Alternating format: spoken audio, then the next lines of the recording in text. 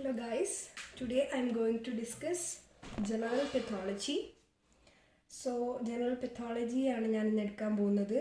ആദ്യം തന്നെ നമുക്ക് സെൽ എന്താണെന്ന് നോക്കാം. സെൽ നമുക്ക് എല്ലാവർക്കും അറിയാം. It's a structural and functional unit of tissues and organs. Then normally cells have a fairly narrow range of function or steady state. അതായത് ഇപ്പോൾ ഒരു പർട്ടിക്കുലർ സെല്ലിന് അതിനൊരു പർട്ടിക്കുലർ ഫങ്ഷൻ ഉണ്ടാവും. അതെപ്പോഴും ഇങ്ങനെ വേരി ചെയ്തുകൊണ്ടിരിക്കത്തില്ല. സോ ഒരു സ്റ്റഡി സ്റ്റേറ്റിലായിരിക്കും ഒരു സെൽ ഉണ്ടാവുക. So it is called homeostasis. ആ സ്റ്റഡി സ്റ്റേറ്റിനെ പറയുന്ന ആ ഒരു ഫേസ് ആണ് ഹോമിയോസ്റ്റാസിസ്. ഇതൊരു നോർമൽ സെല്ലിൻ്റെ ഡയഗ്രമാണ്. സോ സെല്ലിന് എന്തൊക്കെയുണ്ട്? ലൈസോസോംസ് ഉണ്ട്, endoplasmic reticulum, cytoplasm, nucleus, nucleoplasm, nucleoli, mitochondria etcetera. ഇതാണ് ഒരു നോർമൽ ആയിട്ടുള്ള ഒരു സെല്ലിൻ്റെ ഡയഗ്രാം. നമുക്ക് സെല്ലിന് സ്ട്രെസ് വരുമ്പോൾ എന്താ ചെയ്യാൻ നോക്കാം. നോർമൽ സെൽ ഇൻ ഹോമിയോസ്റ്റാസിസ് ഒരു സ്റ്റഡി സ്റ്റേറ്റ്. അപ്പോൾ ഒരു ഫിസിയോളജിക്കൽ അല്ലെങ്കിൽ ഒരു പത്തോളജിക്കൽ സ്ട്രെസ് വരെയാണ്.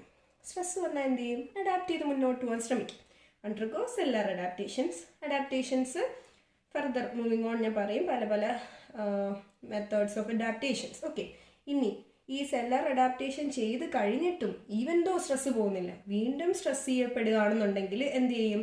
ആദ്യം അത് റിവേഴ്സിബിൾ ആയിട്ടുള്ള സെൽ ഇഞ്ചുറിയിലേക്ക് പോകും. പിന്നെ ഇനിയും പറ്റുന്നില്ല എന്നുണ്ടെങ്കിൽ അതെന്ത് സംഭവിക്കും? ഇറിവേഴ്സിബിൾ ആയിട്ടുള്ള സെൽ ഇഞ്ചുറി. അതിനെയാണ് നമ്മൾ ഡെത്ത് എന്ന് പറയുന്നത്. സെൽ ഡെത്ത് രണ്ട് രീതിയിലാണ് നടക്കുന്നത്. Apoptosis or necrosis. ഈ രണ്ട് പ്രോസസ്സിലൂടെയാണ് സെൽ ഡെത്ത് സംഭവിക്കുന്നത്. So reversible or withdrawal of syndrome. Okay, stimulus. ഈ സ്ട്രെസ് എന്ന് പറയുന്ന സ്റ്റിമുലസ് വിഡ്രോ ചെയ്യുമ്പോൾ റിട്ടേൺ ആവും. ആ ഒരു ടൈപ്പ് ഓഫ് ഇതാണ് റിവേഴ്സിബിൾ ആയിട്ടുള്ള like cell injury. Cell leads to cell injury which is reversible cell injury even though the stress is not subsiding. Stress persist ചെയ്യുകയാണെന്നുണ്ടെങ്കിൽ cell will undergo what? Irreversible cell injury. പിന്നെ ഒരു reversible phase ഇല്ല. So ഒരിക്കൽ injury സംഭവിച്ചു കഴിഞ്ഞാൽ, irreversible ആയിട്ടുള്ള cell injury സംഭവിച്ചു കഴിഞ്ഞാൽ ആ സെല്ല് ഡെഡ് ആയി കഴിഞ്ഞു. So it is the irreversible cell injury. Okay fine. Okay, this is the diagram. Okay, ഇങ്ങനെ ഒരു സ്ട്രെസ് വരികയാണ് ഈ ഒരു സെല്ലിന്, പർട്ടിക്കുലർ സെല്ലിന്. ക്യാൻ ബി ഫിസിയോളജിക്കൽ അല്ലെങ്കിൽ പത്തോളജിക്കൽ. രണ്ട് വിധത്തിൽ ഈ സെല്ലിന് ഇതിന് റെസ്പോണ്ട് ചെയ്യാം. ഒന്നെങ്കിൽ ഈ സെല്ല് എന്ത് ചെയ്യും? അഡാപ്റ്റ് ചെയ്യും. ഇനി അഡാപ്റ്റ് ചെയ്തിട്ടും സെല്ല് ഈ സ്ട്രെസ് സബ്സൈഡ് ചെയ്യുന്നില്ല. അപ്പം ഈ സ്ട്രെസ് വീണ്ടും ഉണ്ടെങ്കിൽ എന്ത് ചെയ്യും? സെല്ലിന് ഇനി അഡാപ്റ്റ് ചെയ്യാൻ പറ്റത്തില്ല എന്നുണ്ടെങ്കിൽ രണ്ട് രീതിയിലായിരിക്കും റെസ്പോൺസ്. ഒന്നെങ്കിൽ cell injury can be reversible and irreversible. Irreversible ആയി കഴിഞ്ഞാൽ അതിനെ നമ്മൾ സെൽ ഡെത്ത് എന്നാണ് പറയുന്നത്. സെൽ ഡെത്ത് നടക്കുന്നത് രണ്ട് പ്രോസസ്സ് വഴിയാണ്, അപ്പട്ടോസിസ് ആൻഡ് നെക്രോസിസ്. ഓക്കെ, ഇനി സെൽ ഇഞ്ചുറി എന്താണെന്നുള്ളതാണ് നമ്മൾ നോക്കുന്നത്. Which is resultant when cells are stressed so severely that they are no longer able to adapt. Okay, ഇനി ഒരു എക്സ്റ്റെൻഡ് കഴിഞ്ഞാൽ ഈ സെല്ലിന് ഇനി അഡാപ്റ്റ് ചെയ്യാൻ പറ്റില്ല എന്നൊരു ഫേസ് വന്നു കഴിഞ്ഞാൽ സെൽ ഇഞ്ചുറിയാണ് അടുത്ത് നടക്കുന്നത്. That is when the limit of adaptive response to a stimulus are exceeded, cell injury occurs. അപ്പം ഒരു ലിമിറ്റ് വരെ ഈ ഒരു സ്ട്രെസ്സിനെ അഡാപ്റ്റ് ചെയ്തുകൊണ്ട് സെല്ല് നിൽക്കും. ഒരു എക്സ്റ്റെൻഡ് കഴിഞ്ഞാൽ പിന്നെ ഈ സെല്ലിന് അഡാപ്റ്റ് ചെയ്ത് നിൽക്കാൻ പറ്റത്തില്ല. So it will leads to cell injury. So അതാണ് നമ്മൾ പറഞ്ഞത്. സോ ഒരു സെല്ലിൻ്റെ സ്ട്രെസ് വരാണ്. അത് ഒരു particular dose intensity and cell vulnerability. അപ്പം ആ ഒരു പെർട്ടിക്കുലർ ക്രൈറ്റീരിയാസ് അണ്ടർഗോൺ ചെയ്താലേ അതിൻ്റെ ബേസിസിലാണ് ഇഞ്ചുറി നടക്കണോ അല്ല അഡാപ്റ്റേഷൻ നടക്കണോ എന്ന് തീരുമാനിക്കണം. അത്രയും ഇൻറ്റൻസിറ്റിയിലാണുള്ളതെന്നുണ്ടെങ്കിൽ ഇഞ്ചുറി ആയിരിക്കും ആദ്യമേ നടക്കുക. സോ അഡാപ്റ്റേഷൻ ചെയ്താലും കുറച്ച് നാളത്തേക്ക് അഡാപ്റ്റ് ചെയ്ത് നിൽക്കാമെന്നല്ലാതെ അധികം വൈകാതെ തന്നെ ഇഞ്ചുറിയിലേക്ക് കൺവേർട്ട് ആവും. അതേപോലെ സെൽ വെർണബിലിറ്റി എന്ന് പറയുമ്പം ചില സെൽസ് പെട്ടെന്ന് തന്നെ ഇഞ്ചുറിയിലേക്ക് കൺവേർട്ട് ആവുന്ന തരത്തിലുള്ള സെൽസ് ഉണ്ട്. അതാണ്. ഓക്കെ, സോ രണ്ട് രീതിയിൽ dose intensity and cell vulnerability. The cell stress, okay, response of the cell to the cell stresses can be divided into adaptation and injury. Adaptations വരുത്തുക എന്ന് വെച്ചാൽ അവർ mainly metabolical and structural changes വരുത്തിയാണ് adaptations നടക്കുന്നത്. But ഇത് exceed ചെയ്ത് വീണ്ടും stresses വന്നുകൊണ്ടിരിക്കുകയാണെങ്കിൽ it will lead to injury. Injury എന്ന് പറയുന്നത് റിവേഴ്സിബിൾ ആയിരിക്കും. പോയിന്റ് ഓഫ് നോ റിട്ടേൺ എന്ന് പറയുന്ന ഫേസ് വരെ റിവേഴ്സിബിൾ ആയിരിക്കും. ആ സ്ട്രെസ് അങ്ങോട്ട് മാറുമ്പോൾ പഴയതുപോലെ ആവും. But when it is like when it is becoming irreversible, it will lead to cell death. Okay. Then example, ഒരു നോർമൽ മയോസൈറ്റ് എന്ന് പറയുന്നത് ഒരു മസിൽ ടിഷ്യൂവിലെ സെല്ലാണ് നോർമൽ മയോസൈറ്റ്. അത് ഇപ്പം ലോഡ് കൂടുകയാണ്. ഓക്കെ, അതിൻ്റെ സ്ട്രെസ് എന്ന് പറയുന്നത് ഇവിടെ ലോഡാണ്. ഈ ലോഡിന് റെസ്പോൺസ് ആയിട്ട് അഡാപ്റ്റേഷൻസ് നടക്കും. എന്ത്, ഈ മയോസൈറ്റ് അഡാപ്റ്റ് ചെയ്യുന്നത് എങ്ങനെയാണെന്ന് വെച്ച് കഴിഞ്ഞാൽ ഹൈപ്പർ ട്രോഫിയിലൂടെയാണ്. Hypertrophy meaning increase in size of the cells. Okay, അപ്പോൾ അത് ഫെർദർ അങ്ങോട്ട് പോകുമ്പോൾ കൂടുതൽ ഡീറ്റെയിൽ ആയിട്ട് പറയാം. ഹൈപ്പർട്രോഫി എന്ന് പറയുന്നത് ഇപ്പോൾ ആലോചിക്കുക, അഡാപ്റ്റഡ് മയോസൈറ്റ്സ് ബൈ ഹൈപ്പർട്രോഫി. അതാണ് ഇവിടെ നടക്കുന്ന അഡാപ്റ്റേഷൻ, ലോഡിന് റെസ്പോൺസ് ആയിട്ട്. ഇനി ഈ ലോഡ് കണ്ടിന്യൂസ് ആയിട്ട് കൊടുത്തുകൊണ്ടിരിക്കുകയാണെങ്കിൽ എന്ത് പറ്റും? Cell injury. അത് റിവേഴ്സിബിൾ ആണെന്നുണ്ടെങ്കിൽ മയോസൈറ്റ്സിൻ്റെ ചെറിയ റിവേഴ്സിബിൾ ഇഞ്ചുറീസേ നടക്കൂ. ഇനി ഫെർദർ വീണ്ടും ലോഡ് കൂട്ടിക്കൊണ്ടിരുന്നാൽ എന്ത് സംഭവിക്കും? സെല്ലിന് ഡെത്ത് സംഭവിക്കും. So cell injury is reversible up to a certain point, but if the stimulus persists or is severe enough, from the beginning of the cell reaches a point of no return and suffers irreversible injury and ultimately cell death. Fine. Then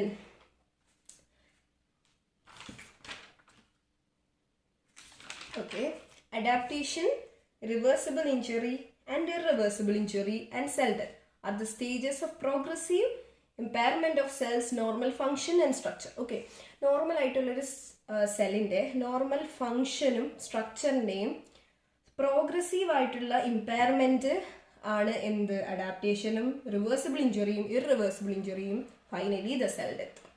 okay, let's discuss about cell adaptations. ഞാൻ പറഞ്ഞല്ലോ, ഒരു stress വന്നു കഴിഞ്ഞാൽ ആദ്യം cell adapt ചെയ്യാൻ ശ്രമിക്കും. അതാണ് cell adaptations എന്ന് പറയുന്നത്.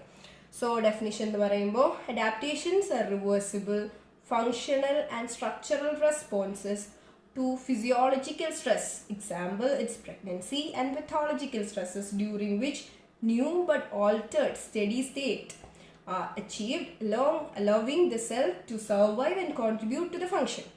So, ഇത് നമുക്കൊന്ന് സ്പ്ലിറ്റ് ചെയ്ത് അണ്ടർസ്റ്റാൻഡ് ചെയ്യാൻ ശ്രമിക്കാം. So adaptations are reversible. അപ്പോൾ അഡാപ്റ്റേഷൻസ് എന്ന് പറയുന്നത് റിവേഴ്സിബിൾ ആയിട്ടുള്ള സ്ട്രക്ചറലായിട്ടും ഫങ്ഷണലായിട്ടുള്ള റെസ്പോൺസ് ആണ്. എന്തിനുള്ള? ഫിസിയോളജിക്കൽ ആയിട്ടുള്ള സ്ട്രെസ്സസ് ലൈക്ക് പ്രഗ്നൻസി അല്ലെങ്കിൽ പത്തോളജിക്കൽ ആയിട്ടുള്ള stresses. Okay, during which new but altered study States R achieve. അപ്പം നേരത്തെ പറഞ്ഞല്ലോ, സെൽസ് എല്ലാം എപ്പോഴും ഒരു സ്റ്റഡി സ്റ്റേറ്റിലാണ് ഉണ്ടാകുന്നത്. ഇപ്പോഴും അഡാപ്റ്റേഷൻ്റെ ടൈമിലും സെൽസ് സ്റ്റഡി സ്റ്റേറ്റിൽ തന്നെയാണ്, പക്ഷെ it's in altered steady state ആണ് ഉണ്ടാവുക. Okay, allowing the cell to survive and continue to function. So അഡാപ്റ്റേഷൻ്റെ സമയത്തും ഈ സെല്ലിന് സർവൈവ് ചെയ്യാനും പറ്റുന്നുണ്ട്, ഫങ്ഷൻ കണ്ടിന്യൂ ചെയ്യാൻ പറ്റുന്നുണ്ട്. So it is the function of adaptation. Okay, so okay, see this image. ഇതൊരു സെല്ലാണ്, ഇവിടേക്കൊരു സ്ട്രെസ് വരാണ്. മേ ബി ലൈക്ക് ഒരു ഫിസിയോളജിക്കലോ പെത്തോളജിക്കലോ സ്ട്രെസ് വരെയാണ്. So in order to survive and continue to function, the cell adjusts their structure and functions. It's called cellular adaptation. Reversible on withdrawal of stimulus. Okay, adaptations എപ്പോഴും reversible ആണ്. ഈ stimulus മാറുന്നതിനനുസരിച്ച് stimulus withdrawal ആയി കഴിഞ്ഞാൽ പഴയ സ്റ്റേറ്റിലേക്ക് പോകും. അപ്പം സർവൈവ് ചെയ്യാനും ഫങ്ഷൻസ് കോൺട്രിബ്യൂട്ട് ചെയ്യാനുമാണ് ഈ സെല്ല് കുറച്ച് മോഡിഫിക്കേഷൻസ്, അഡ്ജസ്റ്റ്മെൻറ്റ്സ് വരുത്തും സ്ട്രക്ചറിലും ഫങ്ഷനിലും. അങ്ങനെയാണ് സെല്ലുലാർ അഡാപ്റ്റേഷൻസ് നടക്കുന്നത്. So next we are moving on two types of adaptations. എത്ര ടൈപ്പ് ഉണ്ട്? 5 ടൈപ്പ് ഓഫ് സെല്ലുലാർ അഡാപ്റ്റേഷൻസ് ആണുള്ളത്. ഫസ്റ്റ് വൺ ഈസ് ഹൈപ്പർട്രോഫി എന്ന് പറയുമ്പോൾ സെല്ലിൻ്റെ സൈസ് ഇൻക്രീസ് ചെയ്യുക. Hyperplasia means increase in number of cells. In atrophy, decrease in size of cells or shrinkage of cells. Then metaplasia, transformation or replacement of one adult cell type with another. അതായത് ഒരു cell type, ഇപ്പോൾ ഒരു columnar സെല്ലാന്ന് വെച്ചോ, അത് adult ആയിട്ടുള്ള ഒരു matured ആയിട്ടുള്ള ഒരു കോളംനാർ സെൽസ് അത് ചിലപ്പോൾ സ്ക്വാമസ് സെൽസ് ആയിട്ട് മാറും, അല്ലെങ്കിൽ ഈ സ്ക്വാമസ് സെൽസ് സീരീസ് ഒരു കോളംനാർ സെൽസ് ആയിട്ട് മാറും. അപ്പം അതായത് ഒരു ഫോമിലുള്ള അഡൽട്ട് സെല്ല് വേറൊരു ഫോമിലേക്ക് മാറുന്നതാണ് മെറ്റാപ്ലേസിയ എന്ന് പറയുന്നത്. ഡീറ്റെയിൽ ആയിട്ട് നമുക്ക് കാണാം. So next is dysplasia means disordered cellular development. അപ്പോൾ ഒരു പ്രോപ്പർ ആയിട്ടുള്ള സെല്ലുലാർ ഡെവലപ്മെൻറ്റ് നടക്കാതെ അങ്ങും ഇങ്ങനെ ഒരു പർട്ടിക്കുലർ ഫങ്ഷന് കുഴപ്പമുണ്ടാവില്ല, പർട്ടിക്കുലർ സ്ട്രക്ചറൽ ആയിട്ടുള്ള കുറേ ഇതുണ്ടാവില്ല. ഐഡന്റിക്കൽ സെൽസിന് പകരം പല പല ഷേപ്പിലുള്ള സെൽസ് ഒക്കെ ആയിരിക്കും, സൈസിലുള്ള സെൽസ് ആയിരിക്കും. That is dysplasia. Cellular adaptations to stresses. ഇതൊരു നോർമൽ സെല്ലാണ്. ഇത് ചെറുതായി, സൈസസ് സി ദ സൈസ് ചെറുതായി, സോ ഇറ്റ്സ് കോൾഡ് ട്രോപ്പി. ഇത് നോർമൽ സെല്ല്, ഇതിൻ്റെ സൈസ് വലുതായി, so it's trophy, hypertrophy. Okay, trophy കിട്ടുന്നതൊക്കെ വലിയ കാര്യമില്ലേ, സോ അങ്ങനെ ഓർത്ത് വയ്ക്കുക. ഹൈപ്പർ ട്രോഫി മീൻസ് വലുതാവുക, നമ്പർ കൂടുക. ഹൈപ്പർ പ്ലേസിയ എപ്പോഴും കൺഫ്യൂഷൻ വരുന്നതാണ്, ഹൈപ്പർ ട്രോഫിയും ഹൈപ്പർ പ്ലേസിയും. ഹൈപ്പർ ട്രോഫി എന്ന് പറയുമ്പോൾ വലുതാകുക, ഹൈപ്പർ പ്ലേസിയ മീൻസ് നമ്പർ കൂടുക. നോർമൽ സെൽ ഇങ്ങനെ ഡിസോറിയൻറ്റഡ് ആയിട്ടുള്ള സ്ട്രക്ചറൽ ഡെവലപ്മെന്റ് ആണ് ഡിസ്പ്ലേസിയ എന്ന് പറയുന്നത്. Okay fine, then let's move on to hypertrophy. Definition എന്ന് പറയുന്നത് it's a increase in size of cells not in number of cells. ഞാൻ പറഞ്ഞില്ലേ, ഹൈപ്പർട്രോഫി എന്ന് പറയുമ്പം it's increase in size not in number കൂടിയാൽ അത് ഹൈപ്പർപ്ലേസിയ ആയില്ലേ, leading to an increase in size of the organ. So ഓർഗൻ്റെ size increase ആവും.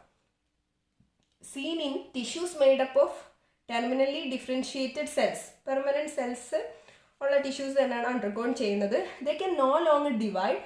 Their only response to the stress is to increase the size, not in number. So ഇപ്പം ഈ adaptation നടക്കുന്ന ഈ cells further division നടക്കത്തില്ല, only ഇതിൻ്റെ size increase ചെയ്തിട്ട് എന്ത് ചെയ്യുന്നു, ആ ഓർഗൻ്റെ സൈസ് ഇൻക്രീസ് ചെയ്യുന്നു, അല്ലാതെ നമ്പർ കൂട്ടുന്നില്ല in hypertrophy. This is the stress. So in response to this stress, the cell is getting adapted to hypertrophic cell. So the size is increased. So let's discuss the mechanism. The increase in size is not due to the cellular swelling. Swell ചെയ്യല്ല, പകരം more structural components and cellular proteins.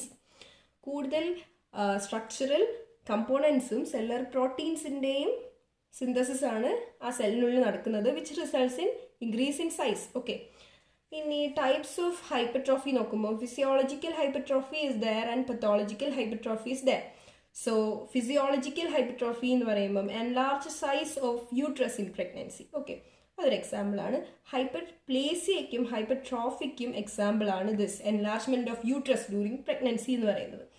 So next thing is pathologic. Hypertrophy of cardiac muscle in systemic tension, systemic hypertension and aortic valve disease. Okay, cardiac musclesinde like hypertrophy നടക്കുന്ന രണ്ട് conditions ആണ്. Systemic ആയിട്ടുള്ള hypertension, high blood pressure, okay, then aortic valve disease. ഈ രണ്ട് കണ്ടീഷൻസിലും load കൂടുകയാണ് cardiac മസിൽസിന്. So അതിന് adaptation ആയിട്ടും cardiac muscle cells എന്താ ചെയ്യുക, ഹൈപ്പർ ട്രോഫിക് കണ്ടീഷനിലേക്ക് പോകും. So increase in size of cardiac muscle cells. Okay, then the next example is hypertrophy of smooth muscles, cardiac achalasia in esophagus and pyrolic stenosis in stomach and muscular arteries in hypertension. Okay, ഈ കണ്ടീഷൻസിലും എല്ലാം load കൂടുന്നത് smooth മസിൽസിലാണ്. So അവിടെ എന്താ നടക്കുക, hypertrophy. And hypertrophy of skeletal muscles എവിടെ, manual ലേബറേഴ്സിലും അത്ലറ്റ്സിലുമാണ് hypertrophy of skeletal muscles നടക്കുക. So these are the examples for hypertrophy. Now the morphological features എന്ന് പറയുമ്പം എന്തായിരിക്കും മോർഫോളജിക്കൽ ഫീച്ചർ എന്ന് പറയുന്നത്, സെൽസ് എൻലാർജ് ആയി, so organ is also enlarge and increase in size of the cell due to increase in synthesis of DNA and RNA and increase in synthesis of protein, increase in number of cell organelles such as mitochondria, endoplasmic reticulum and myofibrils. Okay, so size കൂടിയത് എങ്ങനെയാണ്, DNA-യും RNA-യുടെയും synthesis കൂടി, protein synthesis completely കൂടി, ഓരോ cell ഓർഗനൽസും കൂടി, like mitochondria, endoplasmic reticulum, ഇതിൻ്റെയൊക്കെ നമ്പറും increase ആയി. So സെല്ലിൻ്റെ സൈസും ഇൻക്രീസ് ആയി. So that is hypertrophy. So next we are moving on to atrophy. Atrophy definition എന്ന് പറയുന്നത് decrease in cell size and number of cells. Okay, ഇവിടെ അട്രോപ്പിയിൽ ബോത്ത് സെല്ലിൻ്റെ നമ്പറും കുറയുന്നുണ്ട്, സെല്ലിൻ്റെ സൈസും കുറയുന്നുണ്ട്, with or without accompanying shrinkage of the organ or tissue. Okay, ചിലപ്പോൾ ഈ ടിഷ്യൂ അല്ലെങ്കിൽ ഓർഗൻ്റെ ശ്രിങ്കേജ് ഉണ്ടാവാതിരിക്കാം, it's not mandatory. Okay, atrophied cells are smaller than normal but are still viable. They do not necessarily undergo apoptosis or necrosis. അതായത് ഇപ്പം atrophy നടന്ന cell ചെറുതാവും, normal സെല്ലിനെക്കാട്ടി ചെറുതാണ്, but still it's viable. So അത് അപ്പട്ടോസിസോ നെക്രോസിസോ നടക്കുന്നില്ല. Then mechanism of apoptosis. The shrinkage in cell size is due to reduction in cell organelles, chiefly mitochondria and myofilaments and endoplasmic reticula. അവിടെ എങ്ങനെയാണ് ഹൈപ്പർട്രോഫിയിൽ നടന്നത് എന്ന് പറയുന്നത് increased in RNA and DNA synthesis and cell organelle synthesis കൂടിയിട്ടാണ്. ഇവിടെ cell ഓർഗനൽസിൻ്റെ റിഡക്ഷനും ആണ് main ആയിട്ടുള്ള cause, സെല്ലിൻ്റെ സൈസ് കുറയുന്നതിൻ്റെ. ഓക്കെ, ഇനി ടൈപ്സ് എന്ന് പറയുമ്പം physiological is there and pathological is there. Atrophy of lymphoid tissues with age. Lymphoid tissues ഏജിനനുസരിച്ച് ചെറുതാവും, ചുരുങ്ങും നമ്മൾ കേട്ടിട്ടുണ്ട്. Thymus, atrophy of thymus in adult life ആകുമ്പോഴത്തേക്കും നമ്മുടെ തൈമസ് മെല്ലെ മെല്ലെ ചുരുങ്ങി വരും. ആൻഡ് ഗൊണാഡ്സ് ആഫ്റ്റർ മെനോപോസിന് ശേഷം ഗൊണാഡ്സ് ചെറുതാവുന്നു, അതായത് ovaries in females reduce in size, and decrease in size of uterus that occurs shortly after parturition. Okay, ഡെലിവറിക്ക് ശേഷം ഈ എൻലാർജ്ഡ് ആയിട്ടുള്ള യൂട്രസ് shrinkage നടക്കുന്നു. Atrophy of brain with aging വരുമ്പോൾ നമ്മുടെ ബ്രെയിനിൻ്റെ സൈസ് ഡിക്രീസ് ആവുന്നു. Osteoporosis with reduction in size of bony trabeculae due to ഏജിങ്ങിനനുസരിച്ച് ബോണി ട്രബാക്കുലയുടെ സൈസ് കുറയുന്നുണ്ട്, ഓസ്റ്റിയോപൊറോസിസ് നടക്കുന്നു. Then these all are the physiological types. And pathological types എന്ന് പറയുമ്പം starvation atrophy, ischemic atrophy, neuropathic atrophy, disuse atrophy, endocrine atrophy, pressure atrophy, and idiopathic atrophy. Then the morphological features of atrophy. അട്രോപ്പിയുടെ morphological features എന്ന് പറയുമ്പം അവിടെ organ enlarge ചെയ്യായിരുന്നു, ഇവിടെ organ smaller ആവുന്നു. Cells become smaller but are not dead cells alla, so do not undergo necrosis and apoptosis. Shrinkage in cell size is due to reduction in cell organelles, chiefly mitochondria, myofilaments and endoplasmic reticula. Increase in number of autophagic vacuoles. Okay, autophagocytic ആയിട്ടുള്ള വാക്യൂൾസിൻ്റെ creation. ഇത് ഇത്രയുമാണ് morphological features of an atropic cell. So remaining we will continue in next part. Okay.